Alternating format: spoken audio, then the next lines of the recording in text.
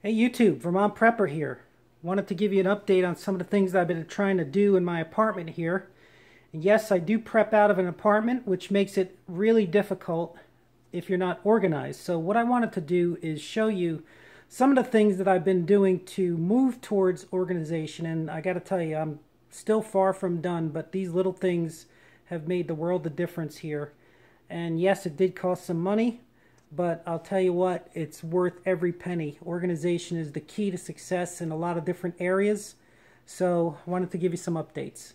All right, so what I did here is I got sort of a work table from a local guy in Vermont that builds these things, and I got it for $250. And the guy did such unbelievable workmanship on this. It's very strong, and you could probably put close to 1,000 pounds on this thing, but I use it for my computer. And underneath that you see where I store my generator, and I have a Nature's Power 1800 watt solar system with a backup battery there, so it's 160 amp hours that is stored under that table as well. I have my military rucksack here, and I keep in there mostly pandemic related items. I'm probably going to get another one and maybe use it as a bug out bag and maybe put some compartments on there, but this is mostly pandemic related. Nuclear biological filters, water filters, and some various other kinds of water filters, all in this pack. Right here is my ongoing project, and I did post videos on this. I'm getting ready to hopefully finish this up soon. It's a larger solar power, 300 amp hours, and this one will power my whole apartment if I really wanted it to. I have four 150 watt solar panels, which you see I stored here behind my fireplace, and no, I do not use that fireplace, so you don't have to worry about it. There's my Mavic Pro drone, and for those of you who prep, you ought to think about getting into drones because these things can save lives. I've made some various things that you can, a deployment system where you can actually drop a radio to someone or some various things that weigh about a pound to someone without using servos or anything like that. And I did it out of a Tupperware container, and maybe I'll post a video on that one day, but it's super cool the way I did it. But these things, you can program flight paths so that you can just concentrate on using the camera. Maybe use it for surveillance. It'll actually follow you.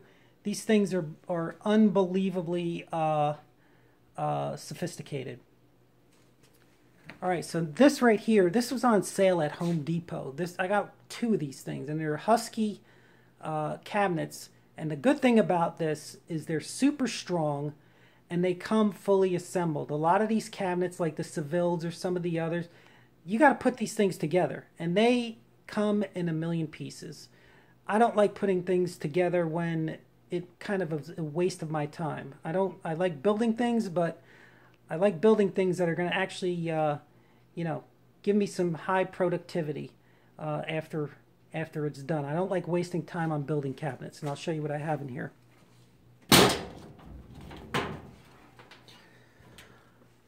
All right, so I have some diesel gas in there, and yeah, you might say it's dangerous, but diesel is not as flammable as regular gas, and I'm just hoping the apartment doesn't catch fire.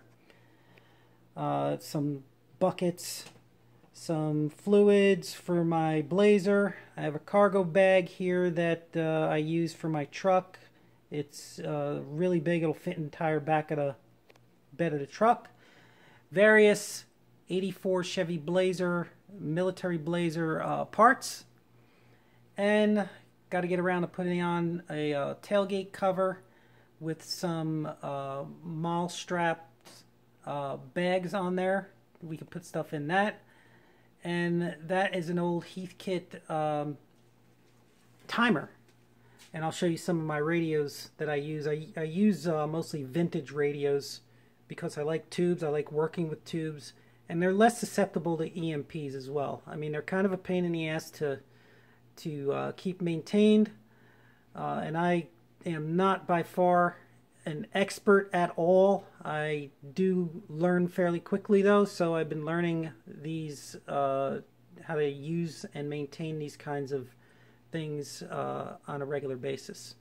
And there's that little Tupperware container I was telling you about that will drop a 1-pound payload from my Mavic Air drone, and you can see the hooks there that I have it hooked, and it kind of flies on the bottom, and I use kind of gravity to release a little trap door on the bottom to drop something out of it.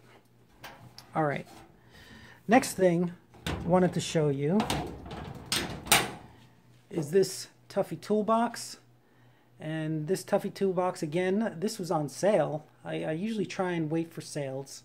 So this was on sale. I got it for like 320 bucks, and they're quite a bit more right now. So really good deal I got on it. This is not the heavy duty one. I have a heavy duty one which I will show you. I spent a lot of time getting all my screws and nuts and bolts organized in these containers right there. And you'll see, you know, a little Hornady parts cleaner right there. And this is my old toolbox right here that I used to have in my garage when I lived down in Florida. And it came back with me here to Vermont. And you'll see some various pictures here. That's Yip Man, Bruce Lee's teacher. I'm actually a martial artist as well. Keep up on that. It's a very good therapy, as well as physical, gives you good physical capability, and I've been doing it for a while. You see on my desk right here, I have my radio, Baofeng radio, that very easy to program. These are about like 60 bucks, and they're VHF radios and UHF radios. Right here, this is actually a Seville workbench, and you can get these things out of Sam's really cheap. Now you do have to put them together, and this one was kind of a pain in the ass, but the price was just way too good to let up. And to let it go. I put on a big vice grip that I got from Tractor Supply, and right now I'm in the process of organizing this. I used to have a ton of radio equipment on here, and it really I freed it up, and you know, I'm going to probably put some more of these containers on there as well. Here's the second Husky toolbox, or Husky cabinet, and this is where I'm going to keep all of my radio equipment. And you'll see right there I got some old Heathkit radios right there. That's the SB102, that's the HW101. That's a little scope right there, and there's the Big Daddy, the Collins KWM2A with its station console and its power station, and then on the bottom are two different Heathkit amplifiers, and the one on the right is the SB220, and that's a 2 kilowatt amplifier, again all tube. I'm getting ready to have this modified, and the one on the left I did have it modified. It's the SB200. It's a 1000 watt amplifier for your radios, and I haven't even used that thing yet, but I'm just starting to learn these radios. And when I say just starting to learn, I've been doing the radios probably about a year and a half. I went through all of the 3 tests, so I got the amateur, expert, but extra. But you know, a lot of the extras out there, they're old timers. They'll probably laugh their asses off at me because I really don't know what I'm doing yet. But again, I am trying to learn, and I do research quite a bit, so don't count me out yet. Okay, next I'll show you my little heavy bag right here, and then this is a big hub right here. I mean, this is the Husky heavy-duty toolbox that I was talking about, and I have a nice project that's going on here. this radio right here, I'm just starting to get to know this radio. It's a Drake. They call it the Drake Twins. TX, T4XC and R4C receiver. The bottom one's a transmitter, top one's the receiver. And it took me a while to at least even try and get reception out of it because, again, it takes a lot of research. And every one of these radios, they tune differently. Heathkit to Drake to Collins, everything's different on them. So a lot involved, but it is super cool. It lights up blue. You'll see right there. And you'll see right on the bottom.